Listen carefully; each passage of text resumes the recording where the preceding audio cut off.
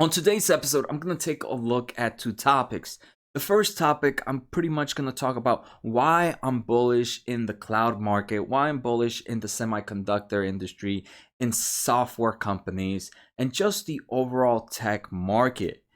And the second, I'm going to take a quick look at Micron's technology, ticker MU. They just reported earnings on Monday and they had amazing results. So I'm going to take a look at those earnings. And the reason I'm going to do these two topics, you might be like, Jose, those are completely different. Micron technology, I think, is a strong indicator of how the market is moving. So that's the reason. So let's get started.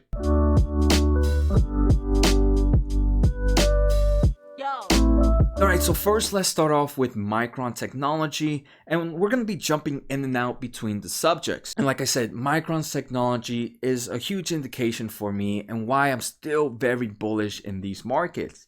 So Micron technology just reported earnings on Monday, June 29th, and they were up after hours, and for the day they ended up about 5% up. And if we take a look at the past 6 months for Micron, even with today's up compared to February 20th, which is the time frame I take a look at to really do a baseline of companies, because that's when the market really started to tank. This company is still down about 13%, and that's even after counting the 5% jump it did today. So why is Micron's technology's earnings such an important part for me to really look at the overall market? And first, let's try to understand why Micron Technologies, what they do, and why they are such a huge indicator for me and for the overall tech market and clouding market. So Micron Technology is pretty simple. I'm gonna do a pretty simple overview. And if you guys don't know me, I am an electrical engineer. So products like this are, especially in the semiconductor, they're my bread and butter. And these are the companies I truly enjoy taking a look at. Besides, so my main companies are semiconductors, tech, software companies, clouding companies, and esport companies. Those are the ones I'm a big bull on and a huge fan because I understand those markets. So Micron, if you don't know, they pretty much make memory, and memory is something that goes in every type of technology you have, from your TVs, to your phones, to your game consoles, to the data servers, and these are the ones that to me are the most important. So by understanding how memory inventory is moving and how the memory market is doing, it can kind of give more of a kind of a foreseeable future of how the other markets are doing, right? If there's a huge demand for example, server memory, it means to me that data centers are doing really good. And the data centers are doing really good, it means those businesses that need the data servers are being requested a lot, are being requested heavily amount of data information by their customers, so then their customers are doing good. So I actually built a pretty quick chart to just talk about pretty much this is going to be more about the clouding market, because I do believe Micron's most recent earnings gives a very bullish sentiment for the clouding market and these SaaS companies right now. So I did a really quick diagram, hopefully hoping to just show what I mean real quick. All right, so here I have three items. So if you're listening to my podcast, I'll explain it to you guys. To my left, I have components. Then in the middle, I have cloud servers, and then to my right, I have companies that use those cloud servers.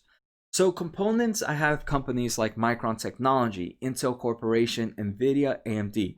These are the components that once put together, and there's obviously other companies. I did not list every company here, but these are pretty much the main businesses that I know that deal with components to pretty much build cloud servers.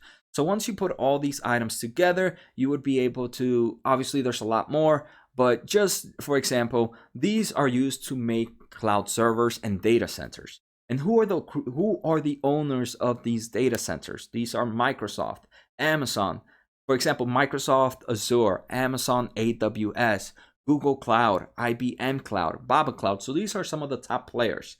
So in today's earnings, we saw that Micron is being, for the next second half of the year, they're still seeing a very, very high inventory demand for memories from the clouding server. So by these guys, the Microsoft, the Amazon, the Google, the IBM, and the Baba. So why would they be asking for more memory? And the only thing we've seen Google and we've seen Facebook and other ones, they are trying to expand their data servers in different parts of the world. But why would they be doing that? That means that the customers of those data servers are have increased demand. So now these clouding server companies need to improve their overall servers to be able to supply the type of servers to these other companies.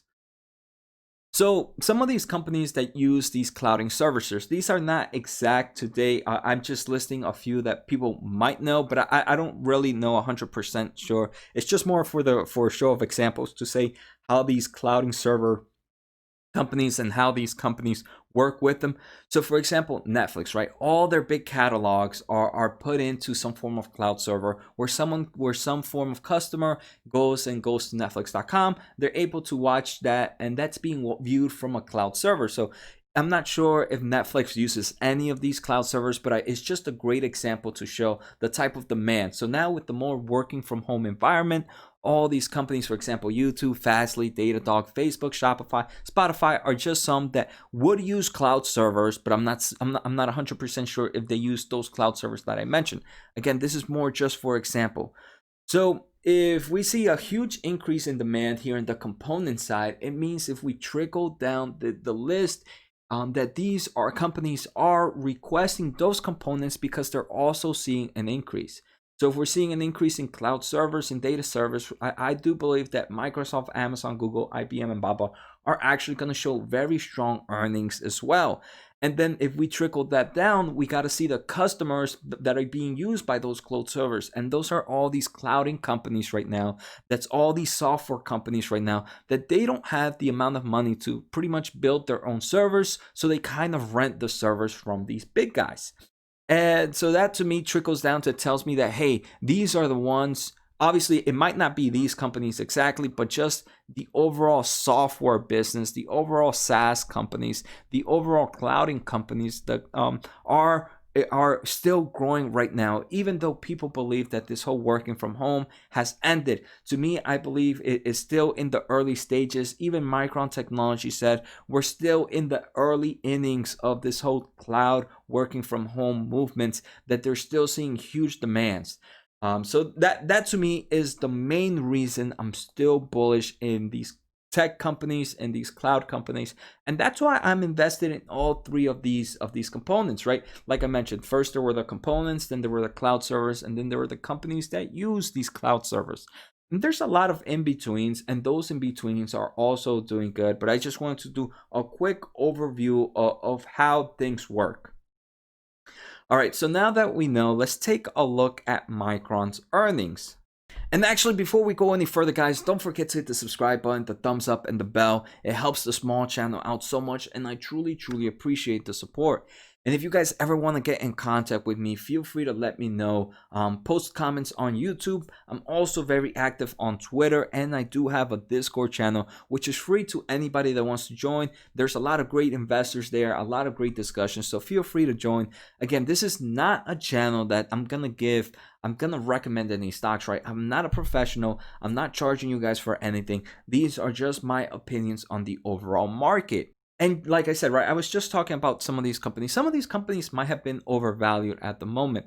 I'm not here trying to talk about a specific company. So even though I might have mentioned Datadog and Fastly, does not mean that I believe they might continue to go up.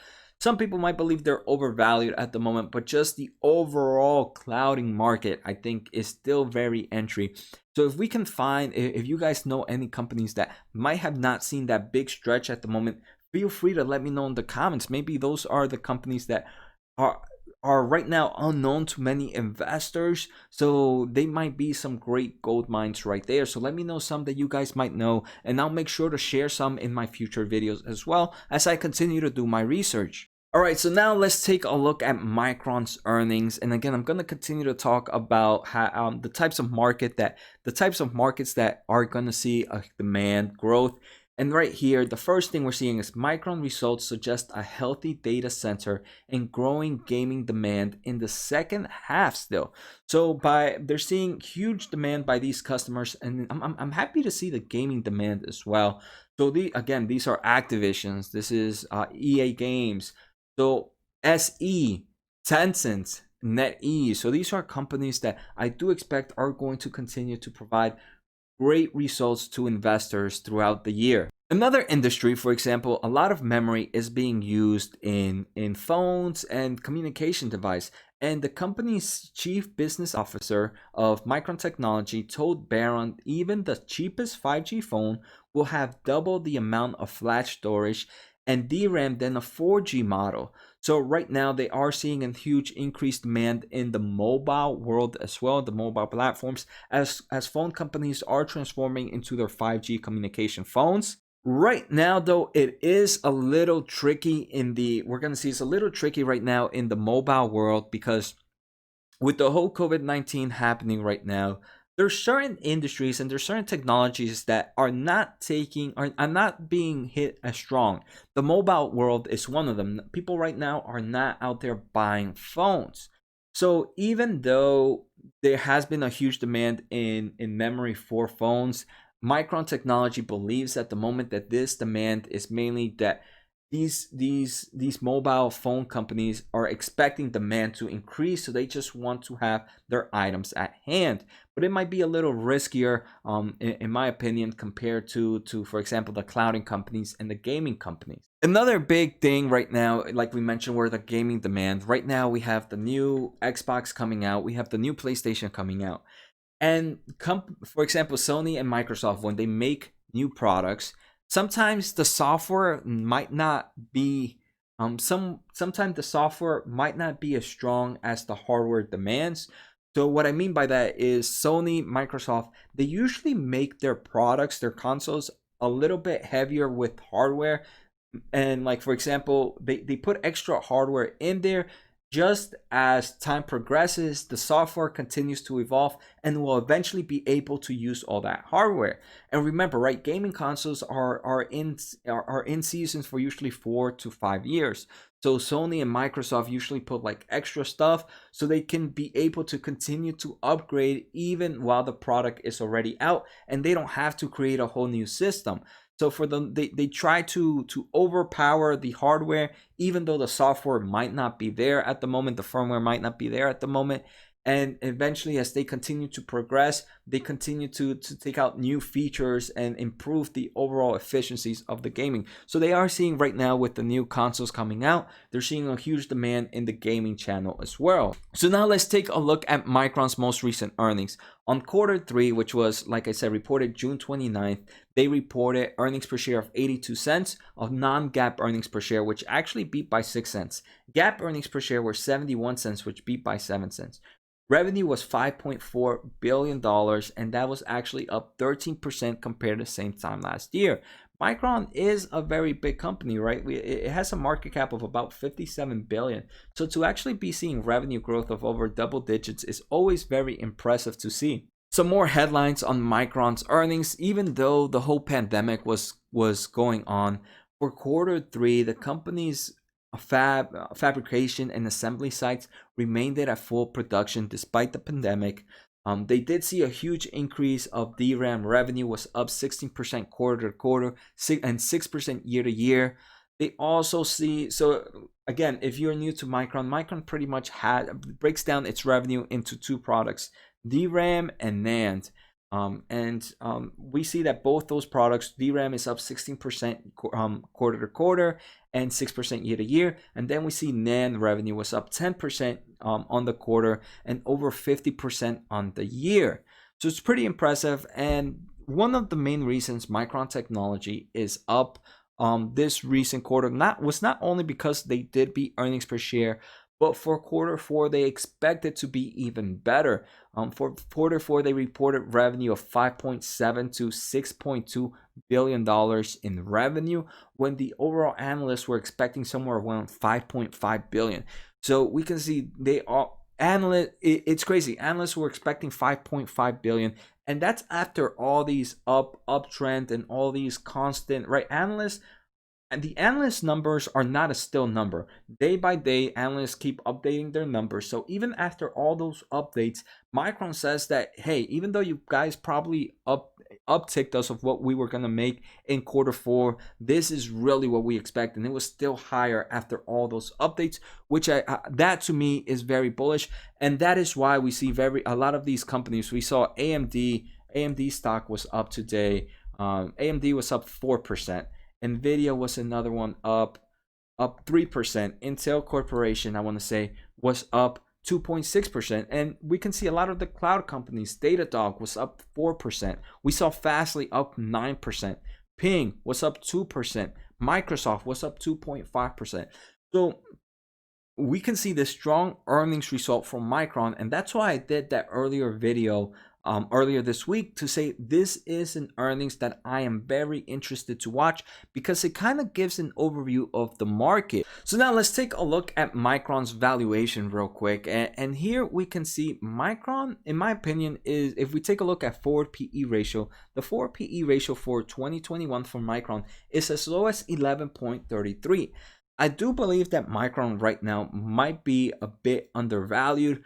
At the moment, I do have small shares in Micron, but if you guys, I don't know if you guys know about my portfolio. My portfolio has about 30 to 35 companies, but within those 30 to 35 companies, I can pretty much break them down into 5 sectors: semiconductor, esports, cloud servers, clouding professions, and some form of consumer products.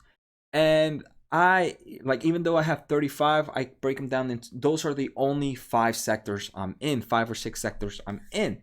Semiconductors and components make up a huge portion of my portfolio. So even though I might not have a big position in Micron, I do have a bigger position in those other components. So for me, I tend to look more of my portfolio build up opposed to individual companies. But if I did have to increase my overall tech, my overall component industry, my overall semiconductor portfolio, I would add Micron to it because I do consider 11.33 pretty cheap at the moment. So right, if you guys want to take a bit more look on Micron, you can go to their earnings, and page 8, I think, is in their presentation is a very important slideshow to take a look at for many. So here they pretty much give a highlight of the overall market and where they're in. For example, they explain data center and networking. They do mention that data centers right now are up significantly. Same with network. They are seeing a decline in the automotive industry. They're seeing a huge increase in graphics, mainly due to the gaming consoles. They do mention about the mobile industry, and like I said, if you guys want to learn more about it, I do recommend taking a look at least page 8 of Micron's Technology's earnings presentation. So that's pretty much it for today's episode. I just wanted to do a quick overview of the overall market and why I'm still bullish, especially in the industries that I'm heavily in. Those are the ones I really only focus on. And I also just wanted to do a quick highlight of Micron's most recent earnings, just to have some backup points of why I'm feeling bullish in those markets. If you guys actually want me to do a full in-depth analysis on Micron's technology, feel free to let me know on the comments. Take care, guys. Have a good night and see you next time.